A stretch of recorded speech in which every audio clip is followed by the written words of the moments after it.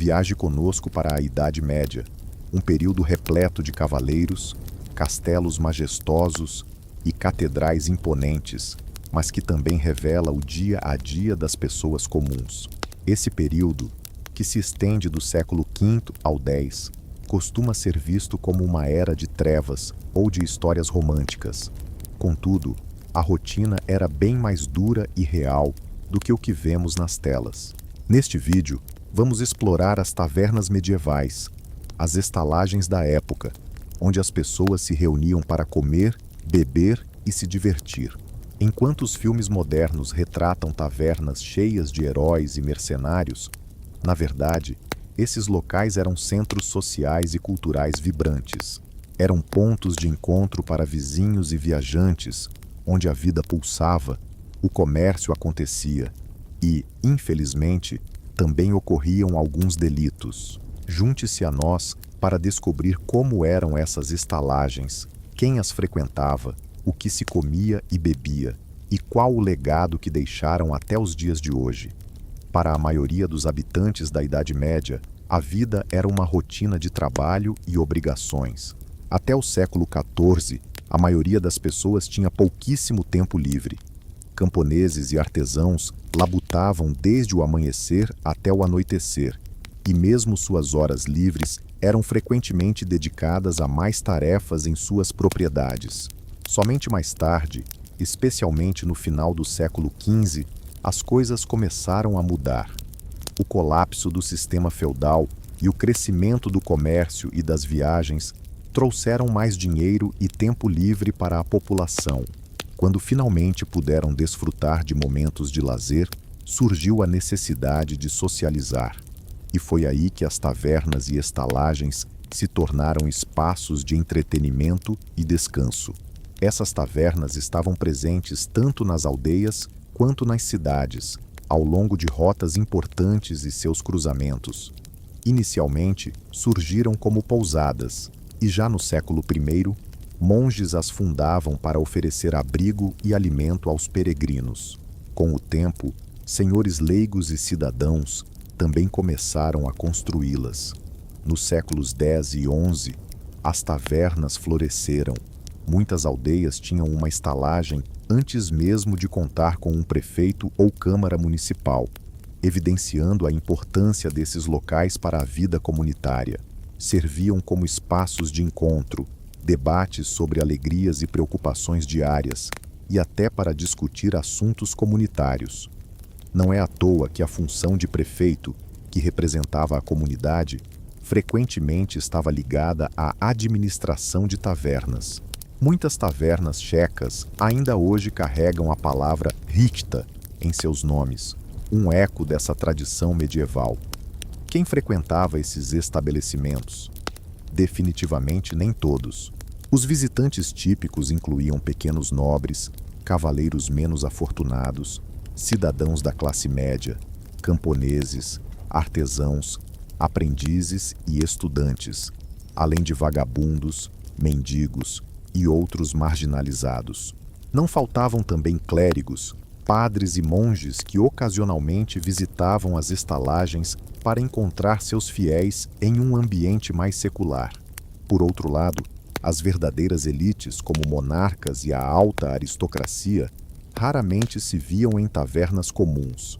A alta nobreza preferia o conforto de castelos ou das casas de aristocratas amigos, e em suas viagens costumavam se hospedar com parentes ricos sempre que podiam. Os viajantes recorriam às estalagens apenas em situações de extrema necessidade, quando não havia alternativas viáveis. Além disso, a capacidade das estalagens comuns mal conseguia atender à demanda de grandes grupos ou as cocheiras necessárias para os cavalos dos nobres. Mulheres, exceto aquelas que trabalhavam nos estabelecimentos, raramente eram vistas nesses locais. Uma dama de respeito geralmente evitava as tavernas, e se aparecesse, era sempre acompanhada de um parente do sexo masculino ou do marido. Não é surpreendente que tenha se perpetuado o ditado de que uma mulher respeitável não pisaria em uma estalagem. Esse espaço medieval era, sem dúvida, um domínio masculino e da classe baixa. Embora as estalagens surgissem naturalmente e fossem bem recebidas pelo povo, as elites e a igreja as observavam com desconfiança. Para os senhores, as tavernas representavam uma fonte de lucro, mas também um potencial foco de problemas.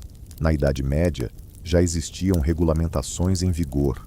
Por exemplo, havia estalagens livres e aquelas que exigiam pagamento de aluguel. As estalagens livres podiam ser geridas pelo próprio vigário ou por alguém autorizado, sem a necessidade de um imposto anual. Já as que funcionavam por aluguel tinham que pagar uma taxa anual ao senhor pelo direito de servir cerveja ou vinho. Essa divisão legal revela como a vida econômica estava entrelaçada com o sistema feudal e a política. As estalagens não eram apenas negócios privados, mas também parte da estrutura econômica do Estado. Os governantes se esforçavam para controlar a vida social nos estabelecimentos por meio da legislação. Um exemplo disso é o príncipe checo Brzetisław, que em 1039 promulgou uma das primeiras leis sobre moralidade nas estalagens, proibindo comportamentos imorais e exigindo que os estalajadeiros recolhessem as armas dos hóspedes, além de não permitirem que as pessoas permanecessem a noite toda. Caso um hóspede desobedecesse, um servidor da cidade poderia intervir e confiscar documentos ou objetos para evitar jogos de azar. Séculos depois, o imperador Carlos IV também tentou coibir as apostas nas estalagens, proibindo explicitamente o uso de dados. Entretanto, na prática, essas proibições eram frequentemente ignoradas e a vida nas estalagens seguia seu próprio ritmo. As regulamentações municipais muitas vezes determinavam os horários de fechamento dos estabelecimentos. As estalagens deveriam encerrar suas atividades ao soar da hora noturna definida pelos conselheiros. Em Viena, até mesmo a torre da Catedral de Santo Estevão possuía um sino especial, o Bierglock, que anunciava a hora de voltar para casa e o fechamento das tavernas. A guarda municipal ou os conselheiros verificavam se os estalajadeiros realmente fechavam as portas e, principalmente, se não estavam servindo porções menores, enganando os clientes quanto à quantidade de álcool. Quebrar essas regras resultava em multas. Apesar disso, muitos estalajadeiros arriscavam e tentavam contornar as normas de várias formas.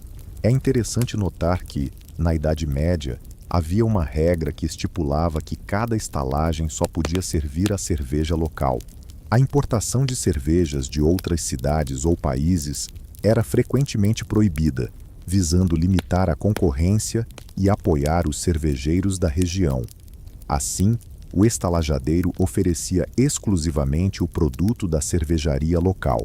Se um viajante decidisse passar cada noite em uma estalagem diferente, ele teria a chance de experimentar uma cerveja distinta a cada parada, variando conforme a região que estivesse visitando. A sociedade medieval era profundamente marcada pela religiosidade, e a igreja exercia um grande poder sobre o cotidiano das pessoas. Para o clero, as estalagens eram vistas como uma ameaça à moral e um reduto de pecados. A mensagem da igreja incentivava uma vida simples e regrada, enquanto nas estalagens a diversão, a embriaguez e, em algumas ocasiões, comportamentos inadequados se faziam presentes. Por isso, os clérigos frequentemente alertavam os fiéis sobre os perigos desses lugares. Para eles, a estalagem simbolizava uma tentação, um espaço onde a embriaguez, o jogo, as brigas e as mulheres de má fama se esgueiravam. Em muitos lugares, a igreja tentava garantir que qualquer celebração acontecesse sob sua supervisão, ao invés de em estalagens seculares, como funerais, casamentos ou batizados. As pessoas buscavam celebrar em comunidade, mas a igreja queria manter o controle também sobre esses momentos. O ideal era que os fiéis estivessem em cerimônias no convento ou em casa, não em estalagens. Assim, Não é de se surpreender que as estalagens se tornassem um antípoda da vida exemplar que a Igreja promovia. No entanto, isso não quer dizer que os clérigos evitavam esses estabelecimentos. Muito pelo contrário, há registros de que os padres eram visitantes frequentes, e nem sempre iam lá para pecar. Muitas vezes, por exemplo, eles buscavam se aproximar de seus paroquianos em um ambiente mais descontraído, onde podiam conversar fora dos limites da igreja e do confessionário. Para muitos sacerdotes, a estalagem representava uma chance de conquistar a confiança dos fiéis e compreender as preocupações das pessoas em um espaço onde se sentiam mais à vontade do que durante os cultos. Claro, havia também aqueles clérigos que deixavam a devoção de lado e se divertiam como os demais, bebendo, jogando cartas ou dados e dançando com mulheres de vida fácil. Esses padres, por sua vez, geravam críticas e escândalos, mas não eram uma raridade. Por isso, a estalagem medieval se configurava como um ponto de encontro entre o mundo secular e o eclesiástico. Ali, um camponês, um monge e um mercenário poderiam, por um instante, se igualar como pecadores diante de um jarro de cerveja. As estalagens não eram apenas locais de lazer, mas também desempenhavam um papel econômico fundamental. Em tempos em que não havia feiras ou mercados, elas funcionavam como um ponto de comércio. As pessoas podiam trocar pequenos produtos, comprar pão, sal e outros itens essenciais. Para artesãos e camponeses, a estalagem era um espaço de negociação informal, onde negócios eram realizados, ferramentas trocadas e excedentes vendidos. Durante grandes feiras ou festividades, as estalagens também serviam como apoio para os comerciantes, que ali podiam armazenar mercadorias, fazer refeições ou passar a noite. Até o conselho municipal, ocasionalmente utilizava as estalagens como locais de reunião, caso a cidade não tivesse uma câmara adequada. Muitas decisões importantes foram tomadas à mesa, acompanhadas de um caneco de cerveja. Os estalajadeiros medievais eram especialistas em atender viajantes e carreteiros, construindo suas estalagens em locais estratégicos ao longo das rotas principais, cruzamentos e ao pé de passagens. Assim, um viajante ou comerciante fatigado encontrava ali um lanche e um abrigo acolhedor. O conforto era bem escasso. As pessoas dormiam sobre palha espalhada pelo chão, em bancos, à mesa ou, na melhor das hipóteses, em um catre encostado na parede. Camas decentes ou quartos privativos estavam longe de ser uma realidade. As estalagens medievais se assemelhavam mais a dormitórios coletivos, onde os hóspedes se amontoavam em um só ambiente, próximos ao fogo da lareira que, muitas vezes, estava quase apagado. Se a estalagem era afortunada e tinha espaço, possuía também um estábulo ou um curral ao lado para acomodar os cavalos. Uma comparação interessante com os motéis atuais é que as melhores estalagens ofereciam aos viajantes não apenas cerveja e comida, mas também um fardo de palha ou ração para os animais, como parte da refeição. Era simples. Um copo de cerveja e um fardo de palha, por favor. Um serviço adicional, bastante comum nas estalagens, eram as ofertas para adultos. Naquela época, os estalajadeiros frequentemente se associavam a prostitutas, que, mediante pagamento, animavam as noites dos hóspedes. Especialmente nas grandes estalagens ao longo das rotas, onde carreteiros e comerciantes estrangeiros passavam a noite, esses serviços eram bem organizados. O estalajadeiro oferecia abrigo para as mulheres em troca de uma parte do lucro e se certificava de que os clientes saíssem satisfeitos. Essa prática não era uma exceção, mas sim uma norma. Documentos da época confirmam que as diversões ilícitas eram comuns nas estalagens por toda a Europa. Não é segredo que muitas mulheres que trabalhavam ali sustentavam-se com a profissão mais antiga do mundo, o que conferia às estalagens uma fama de locais de pecado. Porém, É justo mencionar que nem todos os estabelecimentos eram depravados. Havia sim estalagens mais organizadas, onde o estalajadeiro zelava pela ordem e pela decência, e práticas como essas não eram toleradas. Da mesma forma, nem todos os hóspedes eram alvos de ladrões ou jogatinas. Contudo, o risco de perder dinheiro em uma estalagem desconhecida era bem real. Ladrões e batedores de carteira estavam sempre de olho, sabendo que um viajante com dinheiro acabaria por aparecer. Eles costumavam rondar esses lugares, tentando vender barato o que haviam roubado para o proprietário ou para hóspedes distraídos, ou simplesmente furtando os novos frequentadores. Bastava um instante de desatenção e a bolsa com o dinheiro sumia. Como era o interior de uma estalagem medieval? Imagine um ambiente baixo, com pequenas janelas frequentemente embaçadas pela fumaça da lareira acesa no centro do espaço, o teto escurecido pela fuligem. No ar, uma mistura de odores de fumaça, cerveja espalhada e suor humano. O chão, de barro batido ou tábuas cobertas de palha e sujeira.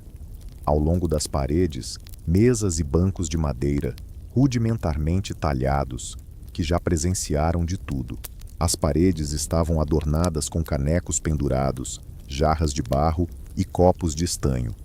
Um estoque de utensílios para servir cerveja.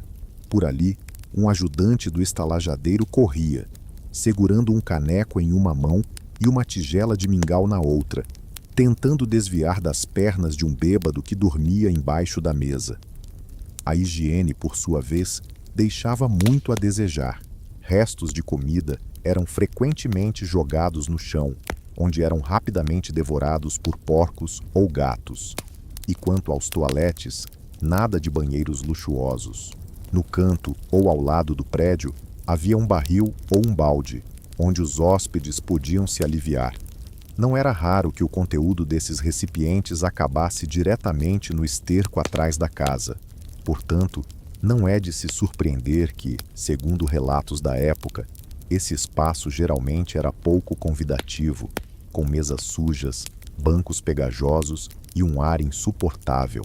Em 1397, durante sua passagem por uma taverna em Praga, o poeta francês Euste de Champ fez uma descrição repleta de desdém ao relatar que foi servido com um peixe salgado, carne de porco defumada e uma sopa insatisfatória destinada a 12 pessoas. Tudo isso em uma única tigela. O local, sem chaminé, tinha uma toalha de mesa suja e gordurosa, que parecia nunca ter sido trocada. Sua queixa revela que a qualidade do serviço variava bastante de um lugar para outro. Ele claramente se encontrou em um estabelecimento voltado para a classe mais baixa, onde a higiene e o conforto não eram prioridades. O que era servido na taverna? Isso dependia da quantia de dinheiro que cada um possuía. Os mais necessitados se contentavam com refeições simples. Frequentemente, consumiam mingaus variados, como os de farinha de aveia, que podiam ser preparados com mel ou frutas para um toque doce, ou com sal e ervas para um sabor salgado.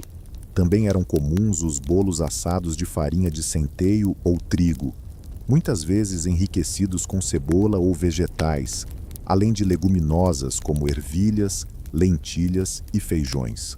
As ervilhas, por exemplo, eram frequentemente servidas com toucinho ou passas e mel, e às vezes eram germinadas e torradas como um petisco. Aqueles em condições mais precárias podiam pedir uma sopa barata conhecida como karmucha, que era uma mistura de ingredientes variados ou simplesmente um pedaço de pão duro mergulhado em cerveja.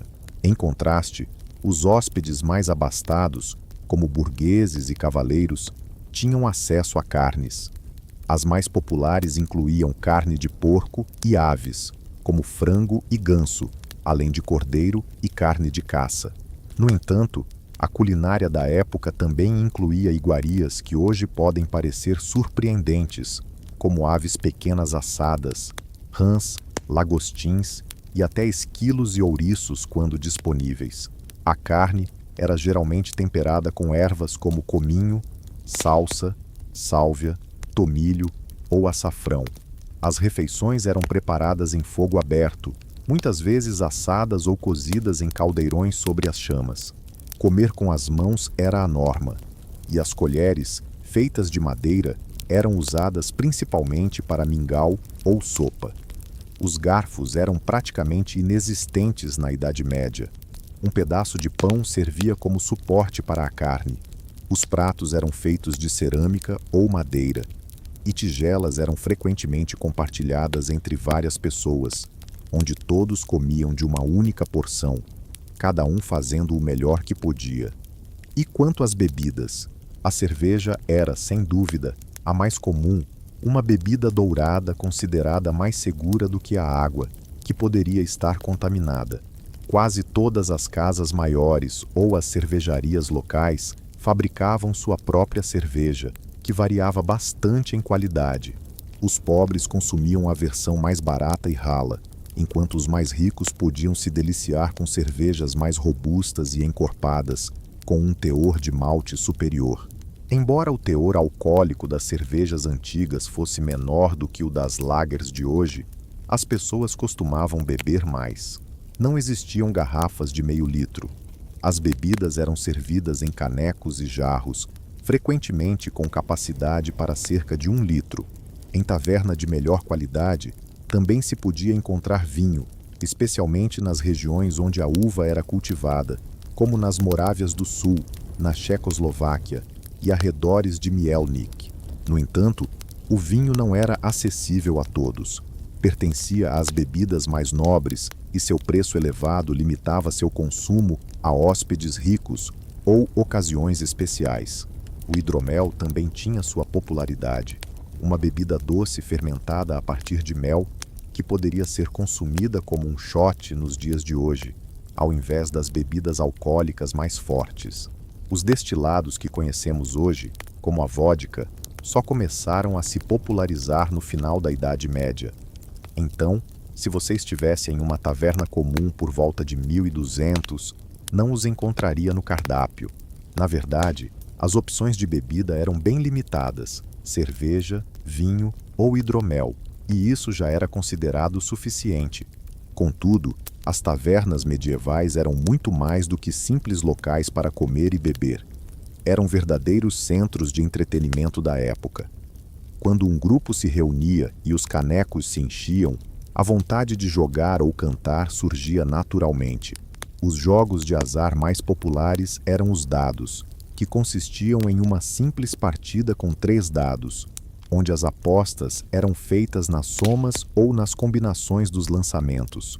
As cartas, que se espalharam pela Europa durante a plena Idade Média, também conquistaram os corações de todas as classes sociais, e até o final do século X eram jogadas por todos. Entretanto, apostar dinheiro muitas vezes resultava em brigas e confusões. O consumo de álcool tornava as pessoas vulneráveis a jogadores desonestos que circulavam pelas tavernas, enganando camponeses ingênuos e levando suas economias. Bastava perder algumas rodadas e um jogador desesperado poderia arriscar seu último centavo ou até mesmo um pedaço de terra.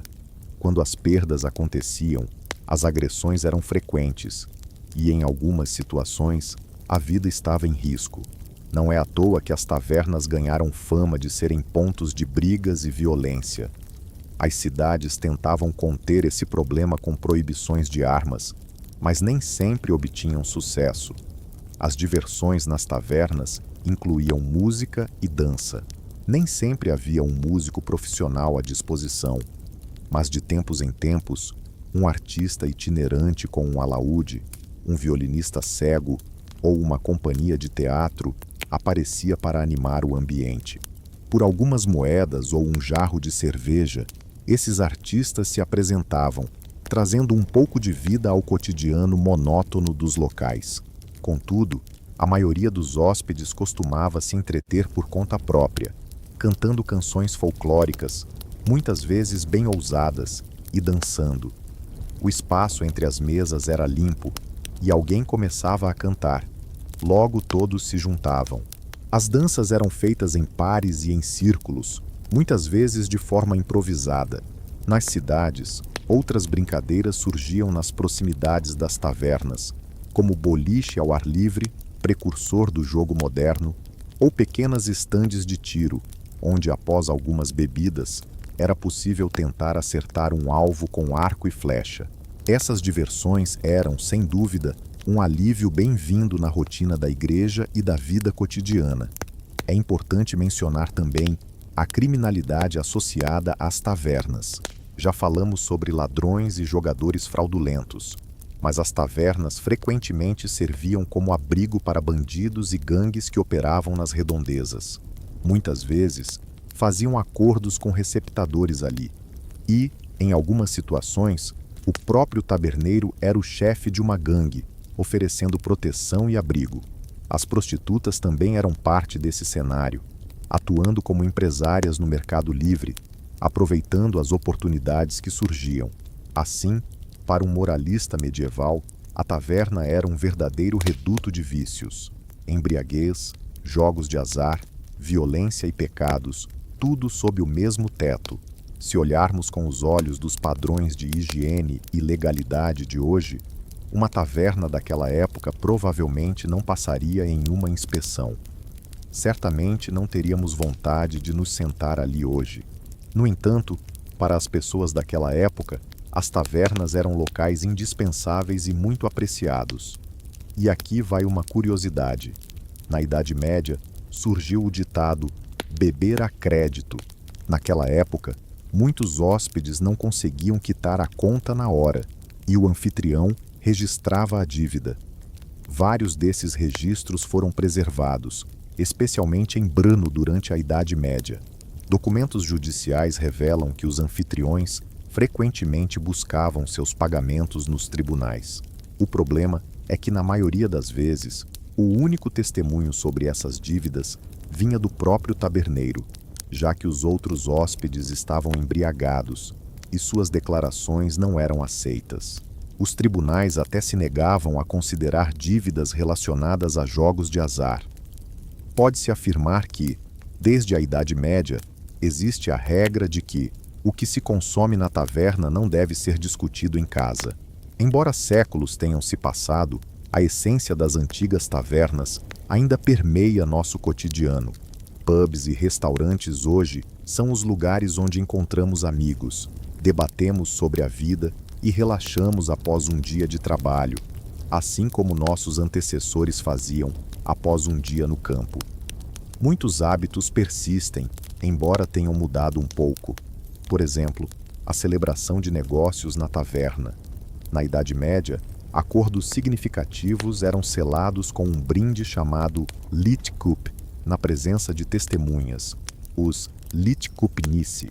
Hoje, embora essa expressão tenha caído em desuso, um almoço de negócios ou um encontro em um café com uma taça de vinho fazem parte do protocolo social. Assim como naquela época, o conceito de taverna como um lar fora de casa para a comunidade ainda existe. Até hoje, em pequenas cidades, a taverna serve como o ponto de encontro social, onde as pessoas se atualizam sobre as novidades e fortalecem os laços de vizinhança. Infelizmente, alguns aspectos negativos são atemporais e ainda existem estabelecimentos de reputação duvidosa, onde é fácil se perder em meio aos excessos, semelhantes às hospedarias medievais com suas diversões proibidas. Contudo, as tavernas medievais continuam a nos fascinar, atraindo com sua atmosfera única. Um exemplo disso é a famosa taverna medieval em Dietenice, onde se come com as mãos à luz de velas em longas mesas de madeira, e o atendimento é feito em uma linguagem rústica, completando a ilusão. É uma imitação romântica, pois a verdadeira Idade Média era muito mais austera. Mesmo assim, seu legado nos ensina. Ao entrarmos em um restaurante acolhedor hoje, muitas vezes não percebemos como a hospitalidade evoluiu, da taverna simples e enfumaçada para um estabelecimento moderno. A história das tavernas medievais nos lembra que a necessidade humana de se encontrar, se divertir e escapar das preocupações diárias é algo eterno. Se olharmos para mesas e canecos antigos, veremos um reflexo de nós mesmos. A Idade Média deixou sua marca no presente, seja nas palavras e tradições ligadas à taverna, seja na lição de que cada geração busca seu espaço para se reunir. Portanto, da próxima vez que vocês se sentarem à mesa com amigos em seu lugar favorito, sorriam ao imaginar que, em algum canto, um taberneiro medieval bate na mesa e grita: "Estamos fechando, senhoras e senhores." E vocês perceberão que estão vivendo a mesma situação que nossos antepassados viveram há séculos. Apenas a luz da vela foi substituída pela eletricidade, e ao invés de um jarro de barro, vocês seguram um copo. Viajem conosco para aqueles tempos e sintam um pouco da história. A taverna medieval não é tão diferente do nosso mundo atual como você pode imaginar. Se você curtiu este vídeo, ficarei muito grato se puder compartilhar e deixar seu like.